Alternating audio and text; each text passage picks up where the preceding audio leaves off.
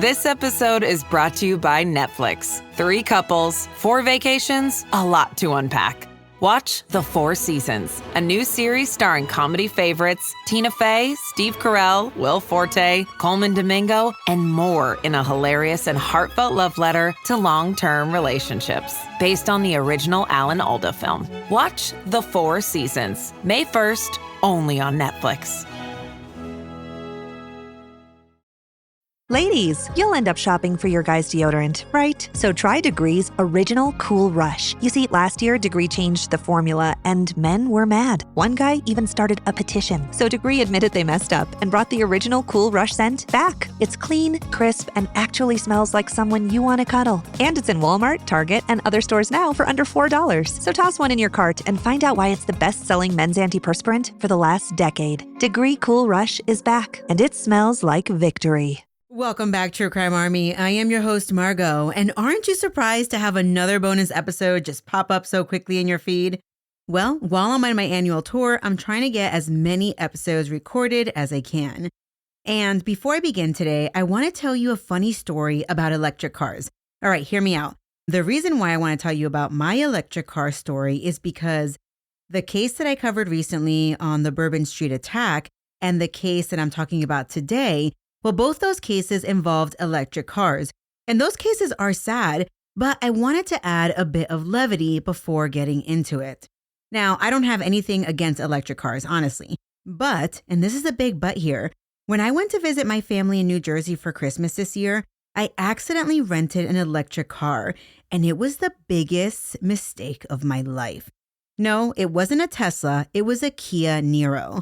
Okay, everyone needs to know this about electric cars. For starters, you have to plan out routes to find charging stations.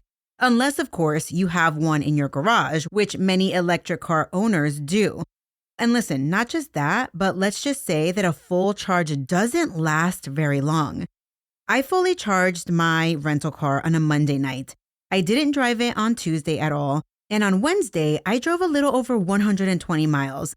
At the end of the night, my rental was at 7% charge while I was driving on the highway, and I felt so vulnerable. It honestly felt worse than when your phone battery is at 1%, but you really need to use it for something. Except that this was a big-ass car about to leave me stranded on the highway in the dark. Thankfully, my phone was fully charged, and my grandmother was there praying to God to not let us lose power while driving. Also, FYI, charging isn't quick. It took over an hour on the 2 occasions that I did fully charge. And on this second occasion, by the way, when I was at 7% charge, I did make it to a charging station by my mom's house. And I legit plugged it in and called my sister to come get me because it was too cold outside to wait in the vehicle, which, by the way, at least this car had to be turned off. And it was like freezing cold. This was Jersey around Christmas time, so it was like 20 degrees outside. Anyway, listen, that's my electric car story. I had to share it, and I felt that today's episode was appropriate because we are talking about another electric car. All right, I know that the connection is very far, but just FYI, if you have an electric car, God bless you. And also, I will never rent another electric car again. Although, who knows? Probably there are only going to be electric cars in the future. Who knows? Anyway, today, I am going to talk about the Cybertruck that blew up on New Year's Day in Vegas in front of Trump International Hotel. Honestly, that day was a scary day. The news was popping about all the different things that were happening in the U.S., and the fact that this case involved an active duty soldier, well, when I heard it, it just sent chills down my spine.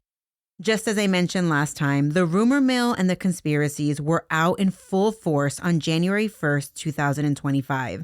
I wanted to wait until there was sufficient reliable information and open sources so that I could share this case with all of you. Most of the beefy parts of this episode were obtained from the Las Vegas Metropolitan Police Department press releases. And just for sake of clarity, when I mention this police department, I will be calling them the Metro PD. All right, join me today as I bring you the story of the New Year's Cybertruck explosion in Vegas. Now, let's dig in. Military murder is an independent project and is not endorsed by the Department of Defense or any military component. The views expressed are those of the host. The content of this podcast is not meant to be legal or medical advice. Warning, this episode contains graphic details of murder and is not suitable for young listeners. Listener discretion is advised.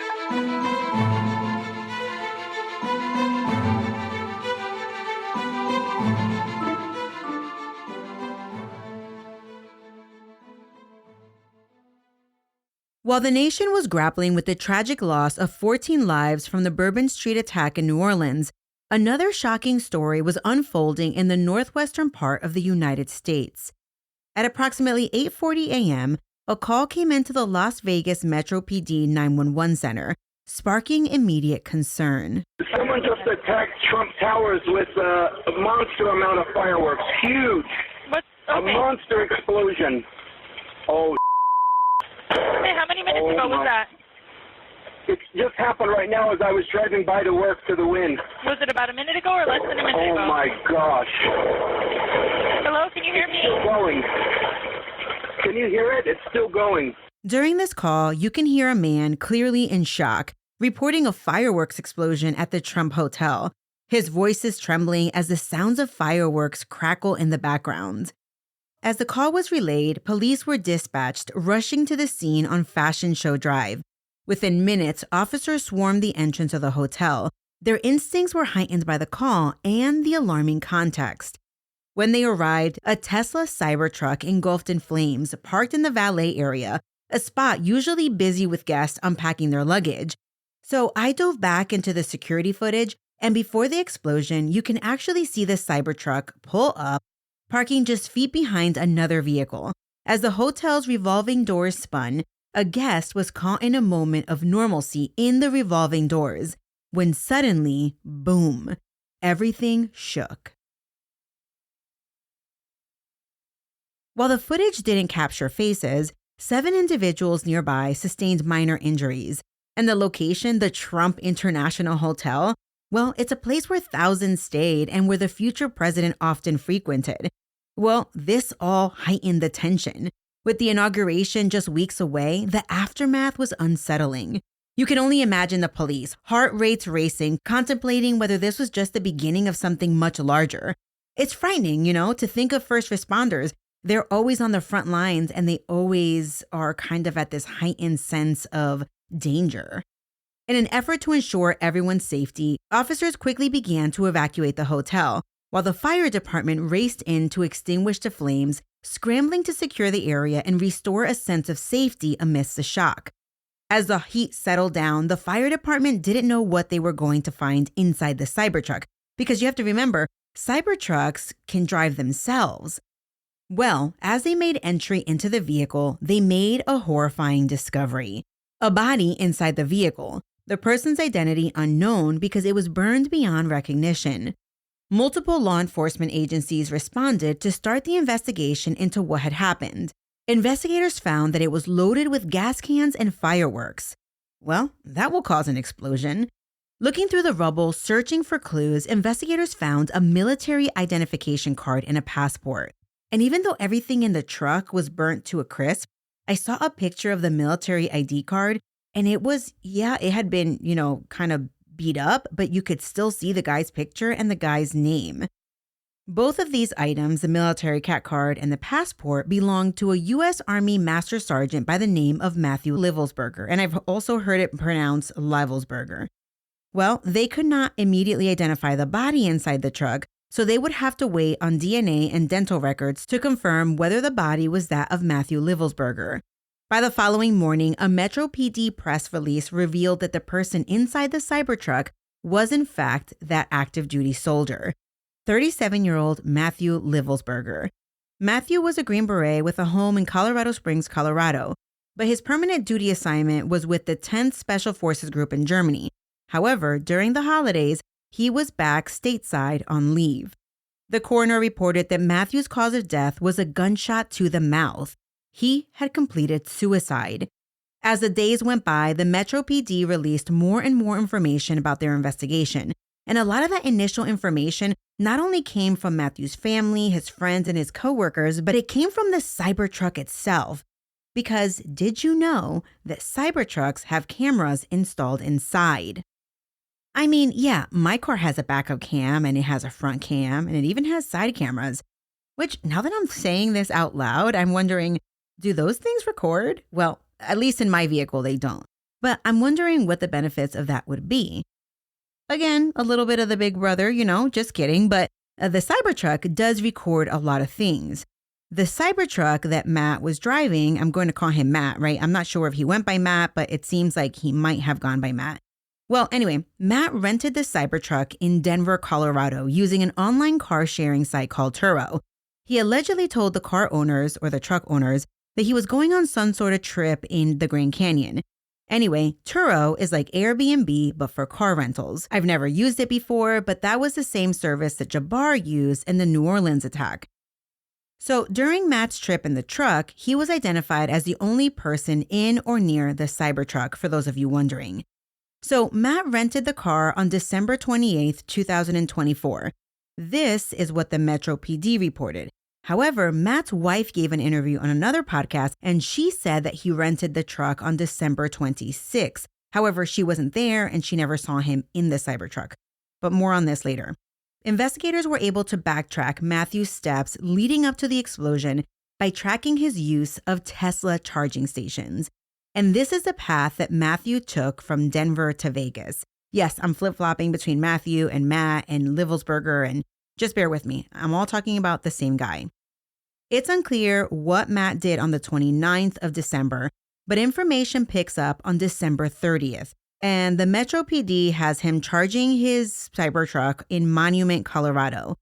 The following day, Matt charges up a few times, first in Trinidad, Colorado, then in Las Vegas, New Mexico, then in Albuquerque, New Mexico, and finally in Gallup, New Mexico. Then on January 1st, the day of the attack, Matt filled up 3 more times, all in Arizona, Holbrook, Flagstaff, and Kingman. Now listen, not to make light of the situation, but remember when I first started this episode and I was talking about how much electric cars suck? Yeah. Now imagine Matt, he was clearly on a mission, but he had to stop at least 8 times to charge. And that just sounds absolutely awful to be with your thoughts for that much time. Matt's last charge was in Kingman, Arizona at 5:33 a.m. Then he drove for another 2 hours until he arrived in downtown Vegas at roughly 7:30 a.m. Within minutes of his arrival in town, he pulled into the valet parking of Trump International. But he didn't stay. That's right, Matt pulled up, almost seemed like he checked it out, wanted to see who was there, who would approach his car, and then he left. He left for approximately 1 hour. During that hour, he drove down Las Vegas Boulevard until he got to a parking lot near Flamingo and South Vegas Boulevard. Then he parked. It appears that he purchased a few things and then he poured gasoline on whatever was in the back of the Cybertruck. Then, as he drove off, you could see liquid pouring out of the truck onto the pavement. Then, at 8:39 a.m., the Cybertruck pulled back into the valet at the Trump International. 17 seconds later, the truck exploded.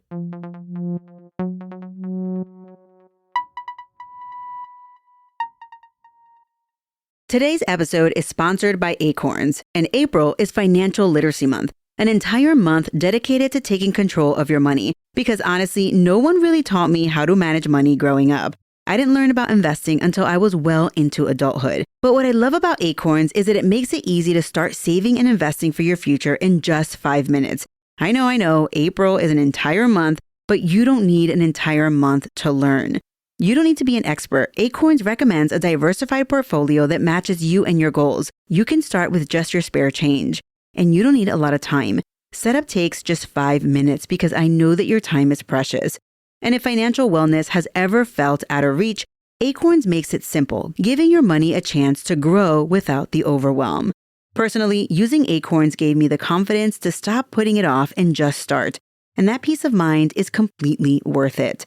Sign up now and join over 14 million all-time customers who've already saved and invested over $25 billion with a B dollars with Acorns. Head to acorns.com/militarymama or download the Acorns app to get started today. Paid non-client endorsement. Compensation provides incentive to positively promote Acorns. Tier 1 compensation provided. Investing involves risk. Acorns Advisors, LLC, an SEC registered investment advisor. View important disclosures at acorns.com/militarymama. ChatGPT Plus is free for college students through May. Here's the thing. You've got a lot to do between now and then. Studying for finals, writing papers, trying to keep your life on track. And ChatGPT can help with all of it. It can quiz you for your econ exam, make a study guide from your French notes, plan out your meals and study breaks. It can get really specific on how you like to learn. It can even help you come up with ways to stop procrastinating. So from now until summer break, take advantage of all the ways ChatGPT can make your life easier. Restrictions apply. During a January 2nd press conference, Las Vegas Metro Sheriff Kevin McMahill provided the following information. After the explosion, they towed the Cybertruck to the Metro PD Fleet Services, and that's where they really started digging. Upon searching inside, they found the identification cards, fireworks, as well as a .50 caliber Desert Eagle pistol and an SLR model B30 semi-automatic pistol that were burned nearly to the point of being unrecognizable. They also found an iPhone and smartwatch and a wallet with credit cards inside that appeared to belong to Matthew. During this press conference, they indicated that while they waited on formal ID of the deceased driver, they had noted 2 tattoos on the body that survived the flames. One was on the person's stomach, and the other was on the person's arm that were similar to tattoos that Matthew Livelsberger had. Sheriff McMahill briefed that one of the guns was found at the feet of the body inside the truck, and that the coroner had confirmed that the body inside had died of a self-inflicted gunshot wound before the truck exploded. The sheriff continued with his statement saying that they were aware that both Livelsberger and Shamsuddin Jabbar both served in the Army, and both had been stationed at Fort Liberty, then Fort Bragg, at the same time. And it turns out that they were both deployed to Afghanistan during the same year. And if you recall, Jabbar was the veteran who drove a rented electric pickup truck down Bourbon Street hours before the Cybertruck exploded in Vegas. Sheriff McMahill stressed that there was no indication that the 2 soldiers' paths ever crossed or that the Bourbon Street attack and the Cybertruck explosion were in any way connected. FBI Special Agent in charge Spencer Evans spoke next and stated that the FBI was initially brought in believing that the exploding truck was a bomb. They immediately deployed the Joint Terrorism Task Force to assist in the investigation. The primary purpose was to determine if there was any ongoing threat to the public, which completely makes sense. Then, Kenny Cooper with the ATF briefed that their bomb tech studied the aftermath and revealed that all of the elements used to cause the explosion were items available to the public, things such as fireworks, racing fuel, propane, and exploding fuel, according to a note given by the briefer, or items that are available at sporting goods stores. Agent Cooper stated that the 2 weapons recovered at the scene were legally purchased by Matthew Livelsberger on December 30th. One reporter asked the sheriff about the damage to the vehicle. The sheriff stated that the blast was concentrated inside the vehicle and upwards, and that the glass in the vehicle was not disturbed following the explosion. Special Agent Cooper noted that there was a lack of sophistication in the components used, mainly because the components were fuel. Kind of made a statement saying that, I guess, that the explosion lacked sophistication and that it was not commensurate with the level of training that they would expect from a Special Forces soldier with Livelsberger's training, which, incoming opinion here, I heard something about Cybertrucks being bulletproof, fact or fiction, I don't know. And also, if they are, which it seems that they can sustain a lot of damage, and Matt knew that, did he do this to grab attention and not hurt anyone else? Because if he wanted to cause a bigger explosion, he could have used a different vehicle. So we'll get more into that in a minute because this guy left a manifesto. At a second press briefing, Sheriff McMahill stated that further investigation of Livelsberger's phone revealed a 6-page, quote, manifesto. There you have it. They then showed video from the hotel valet area where he pulled in, and drops of liquid can be seen behind the Cybertruck as it pulled through that were not there before he pulled into that valet area. They then showed a no kidding frame-by-frame video of the actual explosion that included a large ball of flame under the truck that Agent Corin explained was from the racing fuel that was leaking out from the driver's side door of the truck. They also noted that Livelsberger's hands were on the steering wheel and that through forensic examination of the vehicle, they discovered that the car was not in self-driving mode when it pulled in. And this is important because since it was not in self-driving mode, there is no video from inside the cab, which would have been automatically turned on immediately if the truck was in self-driving mode. You see, there you go, with the cameras inside the vehicle. Let me Google this real quick because I don't own a Cybertruck, so I don't know. Okay, so my little Google AI overview says that Tesla Cybertrucks have multiple cameras that monitor the vehicle's surroundings and help with security. The cameras include a camera on the tailgate, a camera on the door pillar. There are 2 cameras above the rear view mirror on the windshield, and there's a camera above each front wheel and a camera above the grille on the front bumper. Okay, so these are mostly used for security, and apparently they are outward-looking cameras, not like interior security cameras where you can catch your kids, I don't know, slapping each other in the back.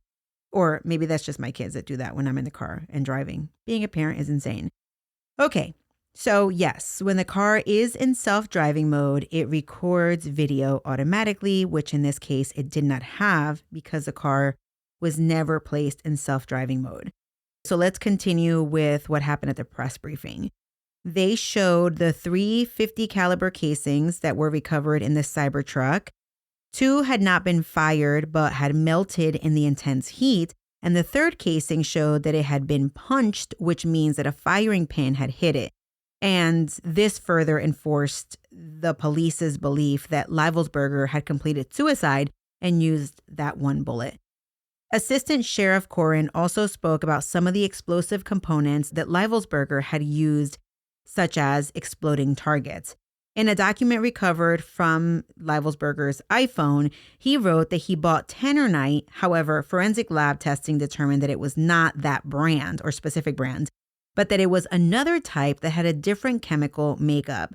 You see, Tannerite, for those of you wondering, is a brand of binary explosive targets used for firearms practice, and it's sold in kit form. The targets comprise a combination of oxidizers and a fuel, primarily aluminum powder, and this is supplied as 2 separate components that are mixed by the user. The combination is relatively stable when subjected to forces less severe than a high-velocity bullet impact. Things like a hammer blow, the product being dropped, or impact from a low-velocity bullet or shotgun blast will not initiate a reaction, and that's important. And the thing is, I have learned way too much about explosives during these last 2 episodes. So digital forensics discovered that Matt used ChatGPT to help plan his attack. What does that mean? So some of the questions that Matt asked ChatGPT were things such as, how much Tannerite equals TNT?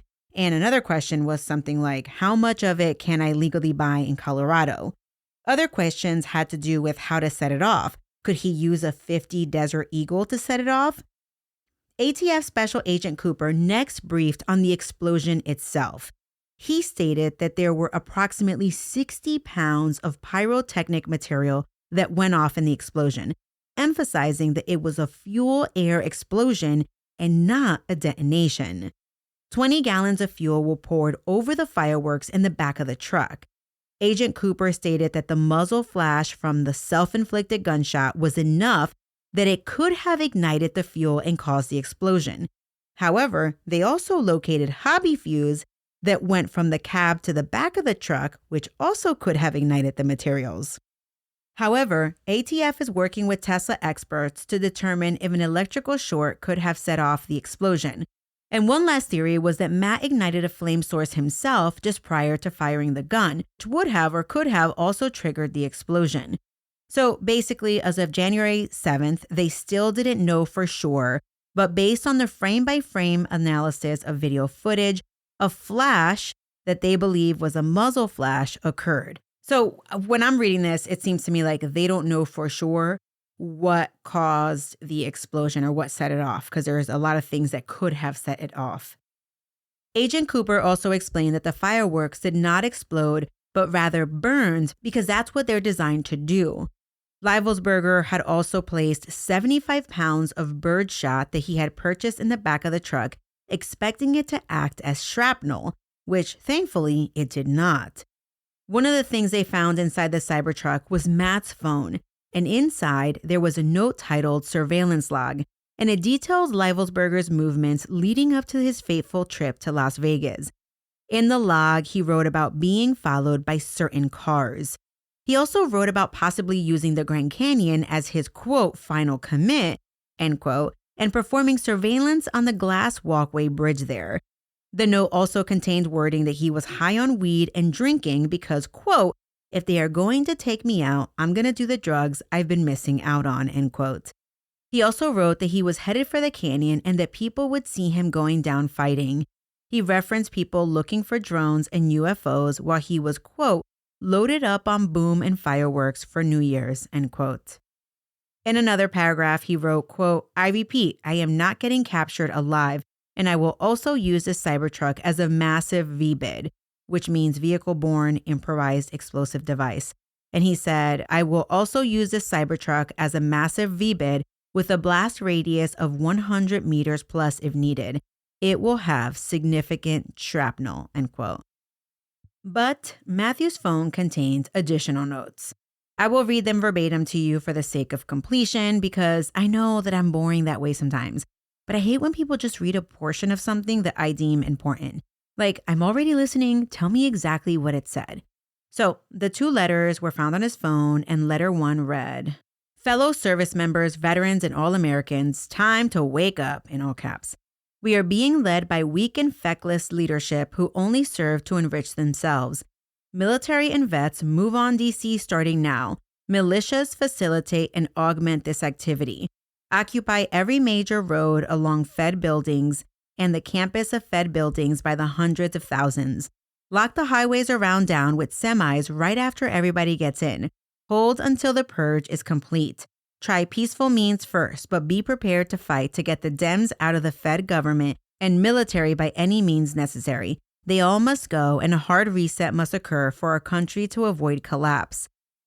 Master Sergeant Matt Livelsberger, 18Z, 10th Special Forces Group. The second note read, we are the United States of America, the best country people to ever exist. But right now, we are terminally ill and headed toward collapse. We are crumbling because of a lack of self-respect, morals, and respect for others. Greed and gluttony has consumed us. The top 1% decided long ago they weren't going to bring everyone else with them. You are cattle to them. We have strayed from family values and corrupted our minds, and I am a prime example of having it all, but it never being enough. A lot of us are just sitting around waiting to die. No sunlight, no steps, no fresh air, no hope. Our children are addicted to screens by the age of 2. We are filling our bodies with processed foods. Our population is too fat to join the military, yet we are facing a war with China, Russia, North Korea, and Iran before 2030. We must take these actions if we are going to make it past the next few years in one piece. We must end the war in Ukraine with negotiated settlement. It is the only way. Focus on strength and winning. Masculinity is good and men must be leaders. Strength is a deterrent and fear is the product. Weeded out those in our government and military who do not idolize number 2. The income inequality in this country and cost of living is outrageous. The number of homeless on our streets is embarrassing and disgusting. Have some pride and take care of this. Stop obsessing over diversity. We are all diverse and DEI is a cancer. Thankfully, we rejected the DEI candidate and will have a real president instead of a weekend at Bernie's. We must move on from the culture of weakness and self-enrichment perpetuated by our senior political and military leaders. We are done with the blatant corruption. Our soldiers are done fighting wars without end states or clear objectives. This was not a terrorist attack. It was a wake-up call. Americans only pay attention to spectacles and violence. What better way to get my point across than a stunt with fireworks and explosives? Why did I personally do it now? I needed to cleanse my mind of the brothers I've lost and relieve myself of the burden of the lives I took. Consider this last sunset of 24 and my actions the end of our sickness and a new chapter of health for our people. Rally around the Trump, Musk, Kennedy, and ride this wave to the highest hegemony for all Americans. We are second to no one, end quote. Okay, so here is where things get a little bit weird, right? I say a little bit weird, and maybe it's a lot weird. And some of you might even get mad that I use the word weird. and I don't mean anything by it, but I just cannot find another word. The entire thing, I guess you could say, is odd. Livelsberger clearly seemed to be having a break with reality, maybe. But after his death, we learned that he had been trying to get some people's attention. We off? 30 seconds of carefree bliss. Oof, like wind in your hair carefree. Oh, like using Clorox Disinfecting All-Purpose Cleaner in the home carefree. Yes! Like dog slobbing on the coffee table and cleaning it with Clorox Carefree? He's on a roll now. Spit toothpaste on the faucet? You got it. You got it. Peanut butter on the light switch. Oh, spritz, spritz. Spritz, spritz. Clorox, man. Clean feels good. Okay, we're back. Use as directed. A day or two after the explosion, my brother sent me a podcast about Livelsberger's case, right? And the show that he sent me the podcast to was called The Sean Ryan Show. And the episode that my brother wanted me to listen to was episode 155, titled An Interview with Sam Shoemate. The podcast is dated January 3rd, so it's like new, before investigators even had all that they could find on the Cybertruck attack. So let me give you a synopsis of that episode. Sean Ryan is a really big podcaster. He's a former Navy SEAL, a CIA contractor, and founder of Vigilance Elite. He interviews folks and allows them to tell their stories. So Sam Shoemate, the interviewee, is a retired Intel Chief Warrant Officer 2 in the Army, and he runs a social media account called Terminal CWO. The gist of this particular episode is that Sam Shoemate has been big allegedly on helping whistleblowers get their stories out there, right? Terminal CWO is kind of like a funny social media account, but then they also do like true stuff. And so he's also helps whistleblowers. So a few days before the explosion, right, the Cybertruck explosion, Sam Shoemate received a comment on one of his social media posts saying, check your messages. He did, and that led him to communicate with someone by the username DabberGMIB. After some back and forth, eventually the user reached out to Shoemate over something called Proton Mail. This person was very paranoid and asked Shoemate to delete the Instagram messages, which he, meaning Shoemate, allegedly did. If you're wondering, Proton Mail is like a messaging app that allows privacy and end-to-end encryption. So one of the first messages from this DabberG guy to Terminal CWO read, sending with a VPN active on Wi-Fi only. Do not message me. I will send out updates via both Signal and email, but trust me, you're going to want to be involved. So I'll read you what the email said, which was posted in its totality by Newsweek. And this is what would eventually be called Matthew Livelsberger's manifesto. So this was what DabberGMIB sent to Sam Shoemate. Quote, and it's a little bit lengthy, so just bear with me. Quote, in case I do not make it to my decision point or on to the Mexico border, I am sending this now. Please do not release this until 1 Jan and keep my identity private until then. First off, I am not under duress or hostile influence or control. My first car was a 2006 black Ford Mustang V6 for verification. What we have been seeing with drones is the operational use of gravitic propulsion systems powered aircraft by, most recently, China in the East Coast, but throughout history, the US. Only we and China have this capability. Our OPSEC location for this activity is in the box below. China has been launching from the Atlantic from submarines for years, but this activity recently has picked up. As of now, it is just a show of force, and they are using it similar to how they used for the balloons for Signet and ISR, which are also part of the integrated comms system. There are dozens of those balloons in the air at any given time. The so what is, because of the speed and stealth of these unmanned AC aircraft, they are the most dangerous threat to national security that has ever existed. They basically have an unlimited payload capacity and can park it over the White House if they wanted. It's checkmate. The United States government needs to give the history of this, how we are employing and weaponizing it, how China is employing them, and what the way forward is. China is poised to attack anywhere in the East Coast. I've been followed for over a week now from likely Homeland or FBI, and they are looking to move on me and are unlikely going to let me cross into Mexico, but won't because they know I am armed and have a massive VBID. I've been trying to maintain a very visible profile and have kept my phone, and they are definitely digitally tracking me. I have knowledge of this program and also war crimes that were covered up during airstrikes in Nimruz province, Afghanistan in 2019 by the admin DOD, DEA, and CIA. I conducted targeting for these strikes of over 125 buildings. 65 were struck because of civilian casualties that killed hundreds of civilians in a single day. U.S. 4A, which stands for U.S. Forces Afghanistan, continued strikes after spotting civilians on initial ISR. It was supposed to take 6 minutes and scramble all aircraft in CENTCOM. The United Nations basically called these war crimes, but the administration made them disappear. I was part of that cover-up with U.S. 4A and Agent Blank of the DEA, so I don't know if my abduction attempt is related to either. I worked with General Miller's I.O. Information Operations staff on this, as well as the response to Bala Murgab. AOBS commander at the time, Blank, can validate this.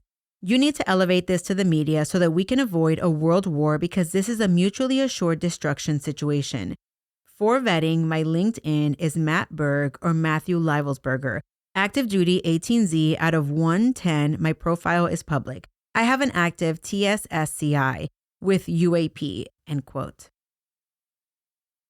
So Sam Shumate talks about getting a lot of whack jobs just sending him stuff off the cuff. So after he read this, he responded to Dabber G MIB stating, quote, "This is obviously a very big deal, but I don't have anything to verify this information with. Talking about gravitic propulsion systems without evidence just makes me another UFO talking head," end quote.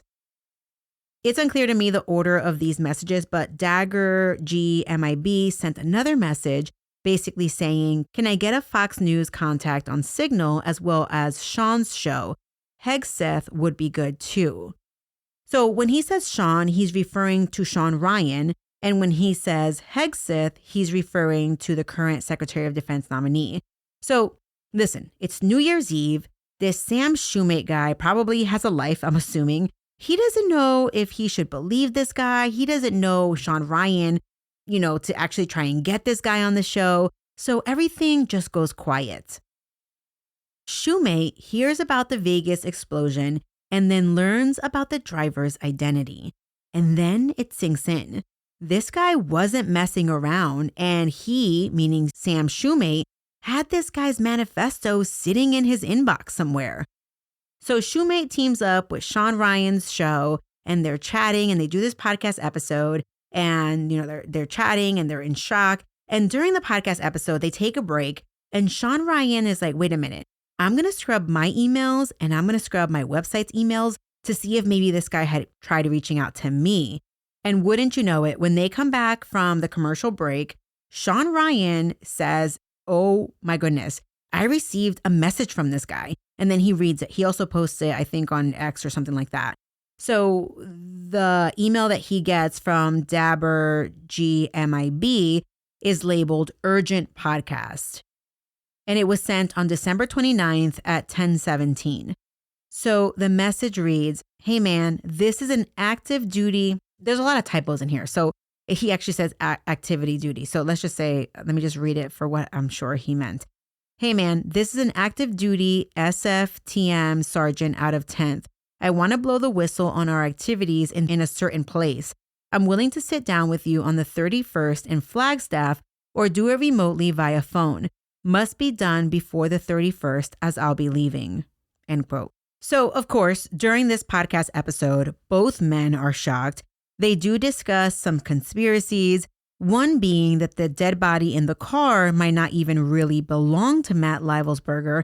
And they even comment that they heard, allegedly through the grapevine, that Matt just found out that his baby wasn't really his. So it just kind of gets really weird after that the podcast episode. So that's all I'm going to say about that. And I'll clarify more about, Matthew and his child a little bit later in this episode. But listen, y'all, here's the kicker about Matt's manifesto. Those war crimes that he mentioned, well, they were outlined in an October 9th, 2019 United Nations special report. The report examined the impact on civilians from airstrikes conducted in May of 2019 by the United States on more than 60 alleged Afghanistan drug processing facilities, and these were in the Farah province's Bakwa district and neighboring Delaram district of the Nimroz province. The UN report verified that there were 39 civilian casualties, including 14 children and 1 woman. At the time of the report, the UN was attempting to verify an additional 37 civilian casualties, mostly comprised of women and children. In the report, the U.S. foray had assessed that there were 0 civilian casualties that resulted from the airstrikes, because it is or was the policy of the U.S. that any economic objects that contribute to a war effort are considered legitimate military objectives. The UN noted that in stark contradiction, international humanitarian law that includes international customary law rules that facilities that contribute economically or financially to a war effort are considered civilian objectives.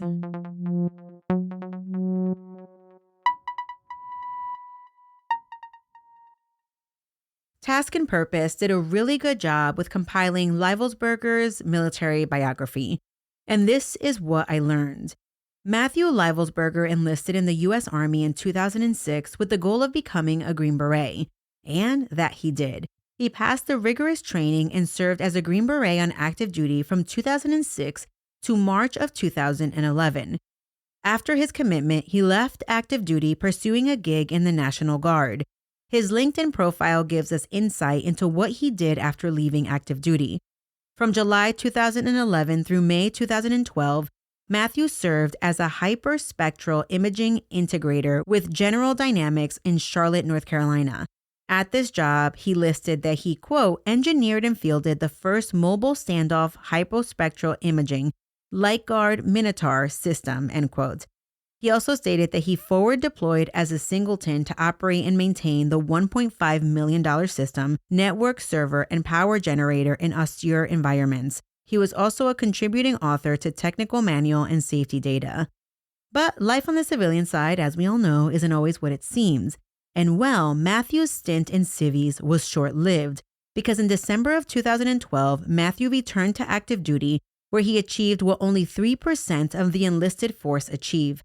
He obtained the rank of Army Master Sergeant, aka an E8 in the Army.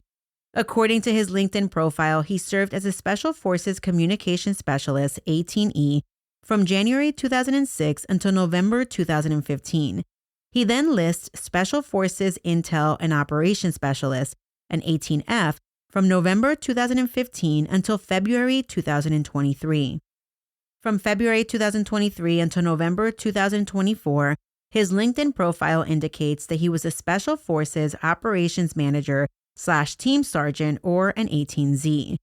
From November 2024, he served as a Remote and Autonomous Systems Manager. So wait a minute, we got to pause right here. I wanted to know more about this Remote and Autonomous Systems Manager, and I looked it up and discovered that in this job, folks oversee and control unmanned or autonomous systems during military operations, to include drones, ground robots, and other robotic platforms to perform tasks such as surveillance, reconnaissance, or combat support, just to name a few. Okay, so let's get back to this guy's resume. Matt graduated summa cum laude from Norwich University with a bachelor's degree in strategic studies and defense analysis in 2019. He also lists a professional working proficiency in French. In 2016, Livelsberger was recognized by the Department of State with a Meritorious Honor Award for interagency contributions that resulted in increased interoperability and efficiency while serving as the Operations Sergeant at Special Operations Command Forward Central Asian States within U.S. Embassy, Dushanbe. The Stars and Stripes reported that during his career, Matthew had been stationed in Germany, Fort Carson, Fort Bragg, and Columbus, Ohio. Additionally, he deployed approximately 7 times to various locations, including the Republic of Georgia, the Republic of Congo, Ukraine, Tajikistan, and he went on multiple tours to Afghanistan. The Army confirmed that Livelsberger and the New Orleans truck attack driver Shamsuddin Jabbar had overlapping assignments at Fort Liberty, then Fort Bragg, for 11 months in 2012 and 2013. They also were both deployed to Afghanistan in 2009. However, officials maintain that there are no connections between the two men or their individual attacks carried out on New Year's Day. The Metro PD stated that their investigation so far revealed that there was no telephone or email communication between the two men, nor was there any indication that they even knew each other. So good, so good, so good. Great gifts for dad? We've got them, and they're up to 60% off at Nordstrom Rack stores now. How did I not know Rack has Adidas? They've got the best gifts. Gotta show dad some love. Snag amazing deals on Father's Day gifts from Cole Haan, Calvin Klein, Vince, and more. Great brands, great prices. That's why you Rack. This episode is brought to you by Progressive Insurance. Do you ever find yourself playing the budgeting game? Well, with the Name Your Price tool from Progressive, you can find options that fit your budget and potentially lower your bills. Try it at Progressive.com. Progressive Casualty Insurance Company and Affiliates. Price and coverage match limited by state law. Not available in all states.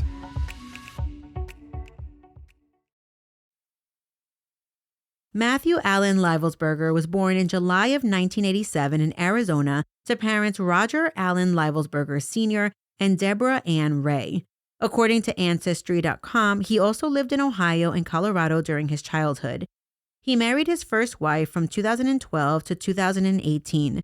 From 2018 to 2021, Livelsberger dated a former Army nurse named Alicia Arrett, who he met on Tinder. After his death, Alicia gave an interview to the Las Vegas Review-Journal with her memories of her one-time boyfriend.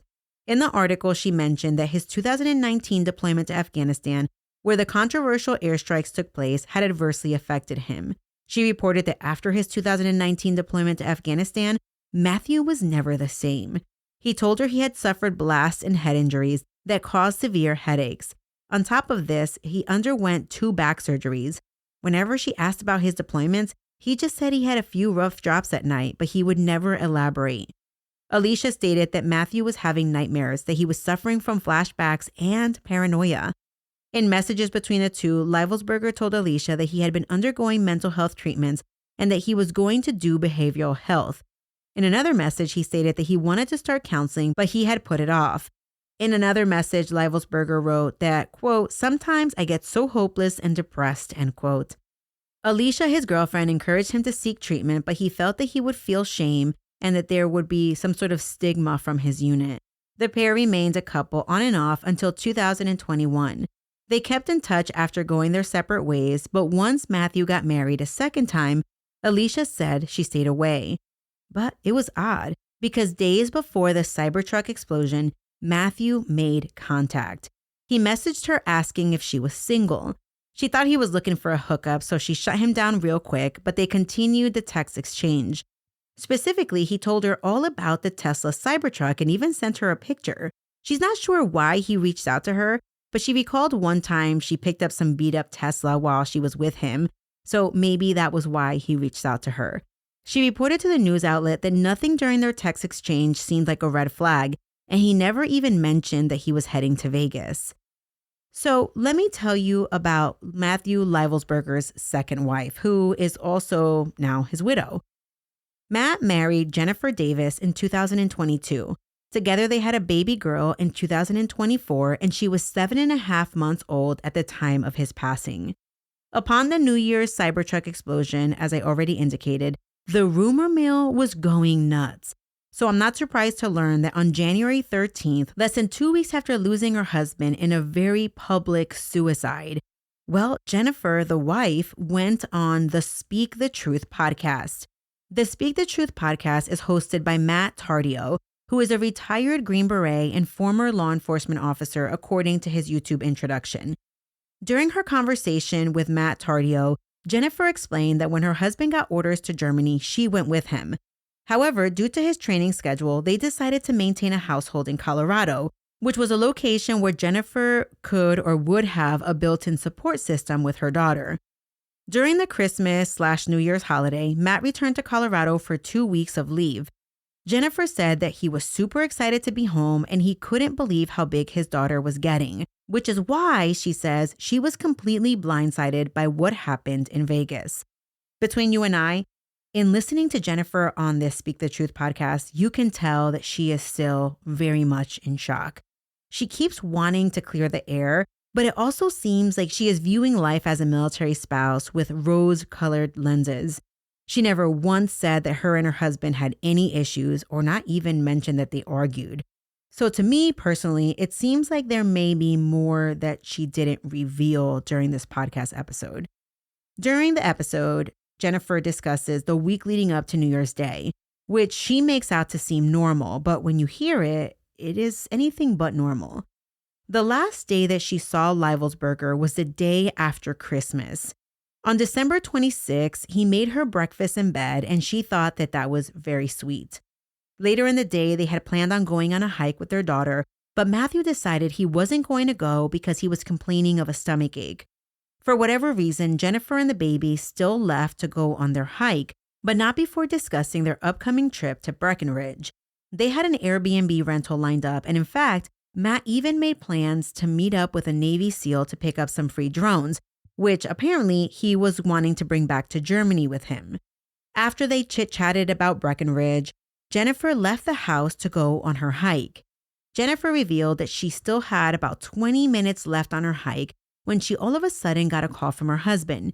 He told her that he rented a Cybertruck and was heading to Breckenridge alone. This clearly upset Jennifer, and she shared with the podcast host that she felt betrayed. But in retrospect, she stated that Livelsberger was trying to protect her and their daughter. Lines of communication went dark for several days, from when he disappeared on the 26th until the 30th. And that's when Jennifer said she got an email from her husband telling her that he had changed all the passwords to the online banking accounts. When she asked him why, he said because he didn't want her trying to track him. Now listen, this poor freaking woman. Can you imagine your husband is supposed to be with you for 2 weeks before he returns overseas and he just vanishes? And then he changes the passwords for everything. That does not seem normal to me. Oddly, Jennifer told the podcast host that she didn't think he was off doing anything bad. Jennifer does reveal during this podcast episode that when Matthew, arrived at the Airbnb, which apparently he got there, that he FaceTimed his mom and his sister and showed them the Airbnb, and that he was also like being really happy and excited and talked to them about how big the baby was getting. So that just seems a little bit weird to me. I'm not sure when Jennifer found out about this FaceTime with his sister and mother, though. So let me keep telling you about what Jennifer reveals. She says that New Year's Eve came and went, and she never heard from her husband. And it wasn't until New Year's Day around mid-afternoon when Jennifer got a call from her father-in-law. He told her that he was hearing things about Matthew, but Jennifer told him that she hadn't heard anything. She began to freak out, and that was when she called some of Matthew's friends, who tried to calm her down by saying, well, listen, if you haven't been notified that anything happened to him, he's probably okay. But that all changed. At around 7:30 p.m., Jennifer says that she got a call from the FBI, and they wanted to meet her in person. She was shocked. She thought she was going to walk into the FBI's office and that Matt was going to be there. She said she was in a state of denial until investigators asked her to identify some of her husband's tattoos. And they also requested a DNA sample from their daughter for ID purposes. Jennifer told the Speak the Truth podcast host that she decided to break her silence when she started seeing speculation posted online that she had thrown her husband out of the house, and that she emphatically stated that was definitely not true. She also felt some sort of way when people began to speculate that her daughter was not Matt's biological daughter. She actually says, because I think that wherever the rumor started, it was something like the body inside the truck did not match the daughter's DNA. So when she heard that, she was hopeful that maybe the body inside of the truck was not her husband. But basically what people were implying, these jerks, were implying that the baby wasn't his. So it's just, rumor mill, like I said, goes crazy. So at the end of the day, Jennifer says that she went on the podcast because she wanted to clear the air. She repeated her belief that her husband was attempting to protect her and their daughter, and then she shared some of his journal entries to prove her point. And these, she said, that she received from the police. One undated entry read, quote, I have a wonderful wife and 7-month-old baby girl. All I ever wanted to do is have a family. My wife and daughter are the most incredible humans on this earth. Please physically protect my family, mostly because they are going to get caught up in all of this," end quote. Jennifer ended the interview with a statement that she wanted the public to know that her husband loved his country and his family. She stated, quote, "I just want to make sure that people understand who my husband was. None of this makes sense. I hope at some point we will receive answers," end quote. And because humans are complex, I wanted to share one last tidbit about Matthew Livelsberger. And you know what? Thanks to Myrtle, who found this information, because I had no clue. In 2013, Matthew Livelsberger competed in a military reality TV competition on the History Channel. The reality TV show was called The Ultimate Soldier Challenge. On the show, participants completed a mock operation that mimicked the raid on Osama bin Laden by SEAL Team 6. Livelsberger and his teammate, retired MMA fighter Tim Kennedy, they placed first in each of the individual challenges, and they won the overall competition. Kennedy recalled his time with Livelsberger for the New York Post, who interviewed him after Matt's death. After hearing about his suicide, Tim Kennedy referred to Livelsberger as, quote, "sincere, hardworking, and talented," end quote. He went on to state, quote, "I am flabbergasted and heartbroken to hear the news. None of this makes sense, and I, like many others, are confused and want answers," end quote. In Livelsberger's victory speech back from 2013 for the show, he paid homage to, quote, "the guys that came before us and the guys currently serving in Afghanistan," end quote, which sounds eerily similar to one of the notes that Matt penned in his phone when he stated, quote, "Why did I personally do it now? I needed to cleanse my mind of the brothers I've lost and relieve myself of the burden of the lives I took," end quote.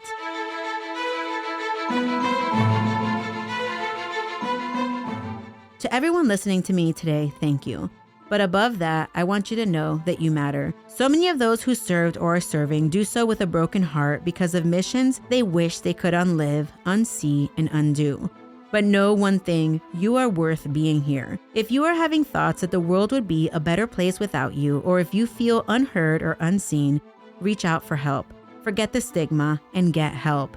If you have air in your lungs, it's never too late. You can get support by texting 838-255 or calling 1-800-273-8255 and pressing the number 1. This episode was researched and written by Myrtle. My sources for this episode include various press releases from the Vegas Metro PD, articles in the Las Vegas Review-Journal, the Gazette, Task and Purpose, Stars and Stripes, Newsweek, the New York Post, and podcast episodes found on the Sean Ryan podcast and the Speak the Truth podcast. I also obtained information from the National Defense University, Ancestry.com, LinkedIn, and you know, I cannot forget Google AI Overview for all the random things that I had to look up during this episode. Military Murder is a Mama Margot production. This specific episode was produced by you. Yes, you listening to this episode. Without you, this episode would not have been possible. The music was created by Ty-Ops. Until next time, remember, you never really know what someone is capable of, so remain vigilant always. You have a fabulous week, and I'll keep digging to bring you another military murder story next time.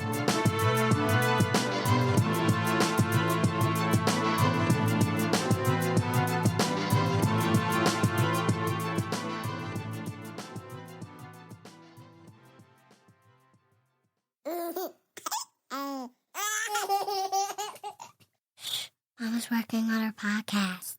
I don't want to.